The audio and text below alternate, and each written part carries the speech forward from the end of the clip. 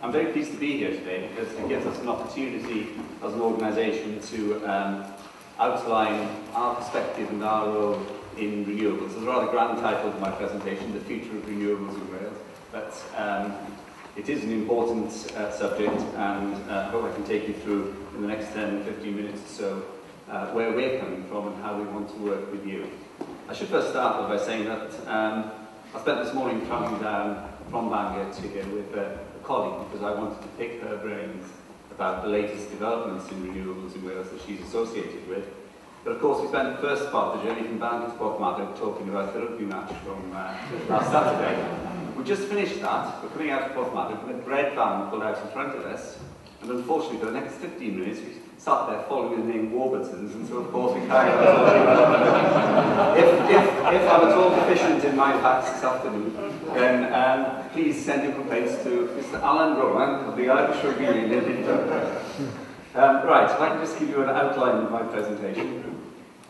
I'll just say a little bit about who we are, why we're interested in renewable energy, how we're going about this, what we can offer, and I really want to focus this afternoon particularly on how we can collaborate, how we can work together. So what is CCW then? Okay, we're an advisor to the Welsh Government in natural beauty, wildlife, and the opportunity for outdoor enjoyment on land and in the inshore waters. So what we do in effect is we safeguard in line with European, international and domestic legislation the very best habitat species, things that we have to, through designations, etc. We aim to restore and improve the rest of our natural heritage. We advise all levels of government, developers, etc. on the natural heritage, and we try and infuse as far as we can the people of Wales to enjoy our natural heritage and to sustain it. Why do we do this? Well, because our natural resources are ultimately all that we've got. Our natural resources are our life support system, the ultimate source of all our raw materials, and of course they're finite and we're using rather more than we should, so it's a really important agenda. And how we work then is primarily in partnerships. Most of what we do is with others. We do very little directly on our own apart from the advisory side, and some work on our own national nature reserves. So why are we interested in energy then? Well, first of course we do understand the challenge that faces all of us as we with climate change. I think for me, any scepticism I may ever have entertained about climate change ended when the Hadley Centre ran its models many years ago now, looking back at what had happened in terms of global warming, and then started playing with variables. And once they removed human intervention, what they predicted and what had been observed didn't match anymore. Once they put human intervention in, they matched. I think that clearly showed to me, without a shadow of doubt, that it's human influence that is the major cause of what we're experiencing, and therefore it has to be human influence that addresses it.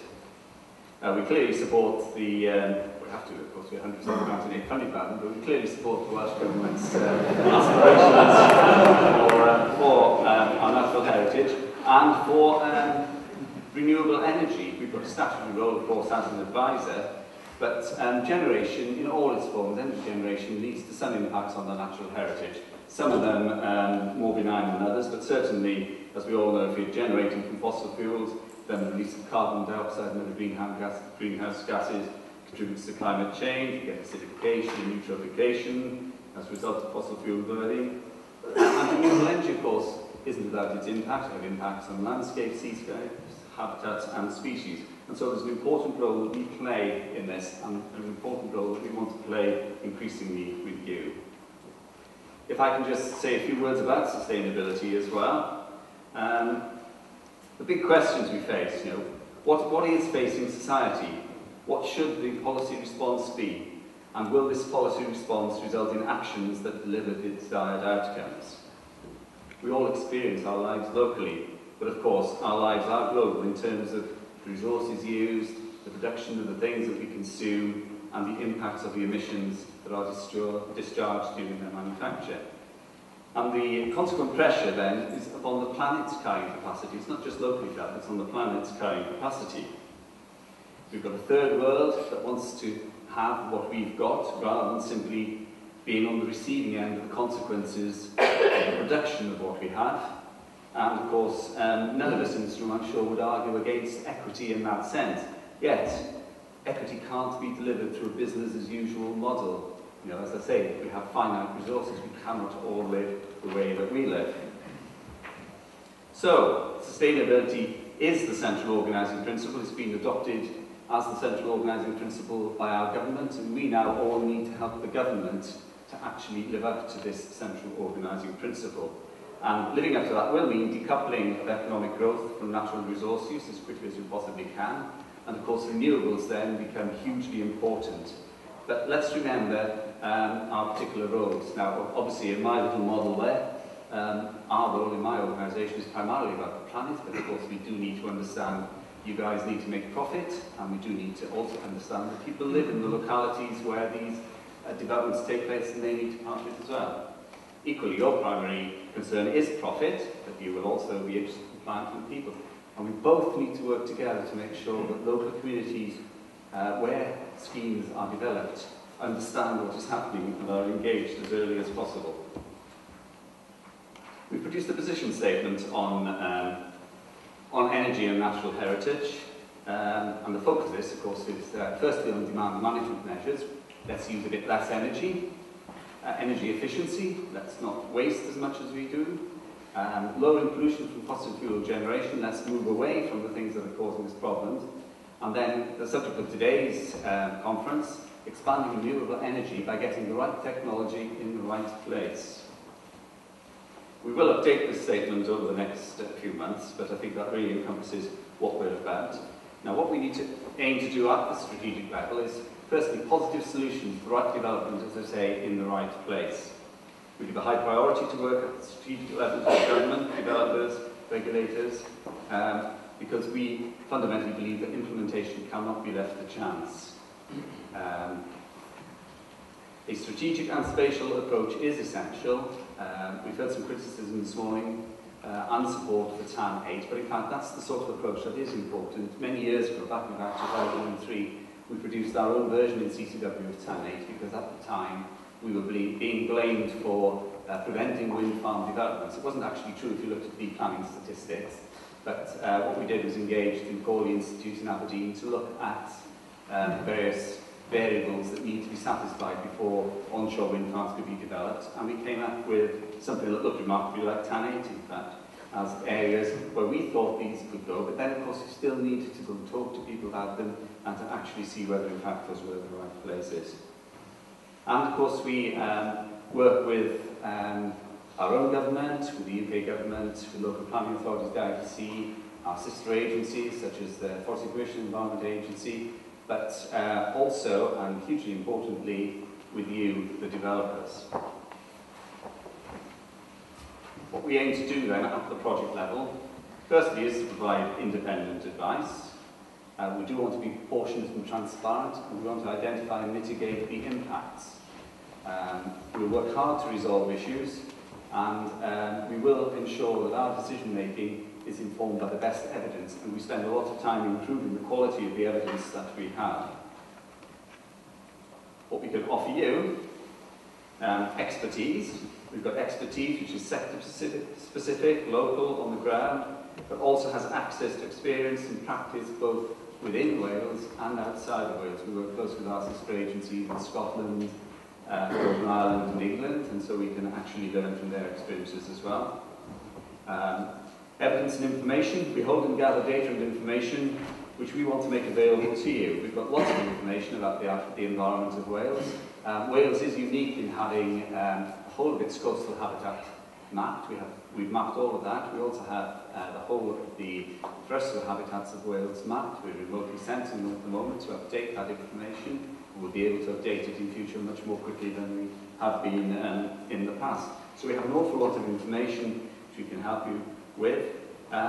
We can also clearly offer confidentiality. We have to be confidential about the proposals that you bring to us, and what we want is for you to actually come and speak with us before you really firm up on your plans, because we can help guide you in, well, certainly guide you away from places which will cause problems, and help you to come up with schemes which will fit in. with the environment in which they're being proposed. We generally do resolve the issues that we're faced with, and when it comes to objections to developments, we object to less than 1% in fact of all proposals that come to us. Now, if I just talk a little bit about informing the evidence base, and I'll use the mapping of marine renewables as the example here. And so this is an example of how we've helped improve the evidence that planners and developers need to reduce the uncertainty associated with consenting tidal stream devices. There is very little understanding about the effects of the deployment of new wave and tidal technologies, and planners and developers typically find it very, very difficult to tease out key impacts from raw information about the environment. We've developed tools to help plug that gap that predict the sensitivity to tidal stream devices of various habitats and locations in Wales. And that's involved improving the information that was available, identifying the resources that are sensitive to wave and tidal developments, developing assessment techniques that predict likely effects, and mapping these highlight areas that are sensitive to wave and tidal development, and of course to help point you towards the areas where those sensitivities aren't so great and where the trade-offs mean that perhaps those are where you can actually move forward. Just a little bit about our record then in terms of planning, because we've heard this morning about how Wales isn't as open for business as maybe it should be because of issues around planning and other areas. We do record and report on all the casework, all the development work that comes to us, and in the last financial year we had over 5,400 consultations, of which just under 10% were on energy, but that in itself was an 80% rise in energy work over the previous year. And what is interesting about the energy applications is that they actually are much more work intensive from our perspective than applications generally are. Nevertheless, 99% of all those consultations that we receive are, in our view, satisfactory, and they do move forward. And we do manage to report to 3/4 of the cases that we get within deadline, and we actually report on nearly 90% of them within 7 days over deadline. Now, we go over deadline usually because we need to get more information from the applicants, from the developers. So I think our record, although we constantly seek to improve it, isn't bad and is probably comparable with, well, I know it's comparable with our sister agencies, but we would like to get it even better. So what does working together mean then? Well, firstly, as I said earlier, we would like to talk very early in the project development, at the inception of your ideas. We'd really like to be talking to you about how we can help. We'd also like to work with you to address issues. For example, bats are an issue at the moment.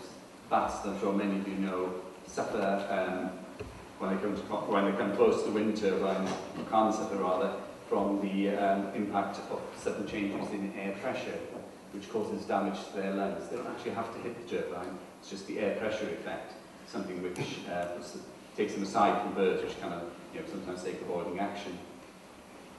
Given all these uncertainties about bats, we have been involved in a joint research project with the University of Exeter, funded by ourselves, DEFRA, Scottish Natural Heritage, Natural England, Renewables UK, etc. But this project hasn't really moved forward as far as we'd like, because it's very difficult to get wind farms as sites where the methodologies can be tested. Because I guess you'll all be worried that in fact we might find your farms a problem to bats. There are notable exceptions. I think one of them's in the room. I think Egni from, or Anne Egni, sorry, from Carmel is working with us. What we'd like to do is, with you, agree on these issues and agree to work together to resolve them. Bats is one today, there'll be others tomorrow and the day after. But if we can work together, we can come up with solutions and we can resolve these issues. So in conclusion then, we encourage the very earliest engagement to find positive solutions. We will ensure that our decision making is based on the best available information, but we do need to work in collaboration to drive forward the goals and the outcomes we want to achieve on renewable energy. We've been criticised for being here today, for being here and talking to you and providing some of the sponsorship for this event. I make no apology for that, because unless we're talking to you, we will not deliver. Diolch yn fawr am rhan. Thanks.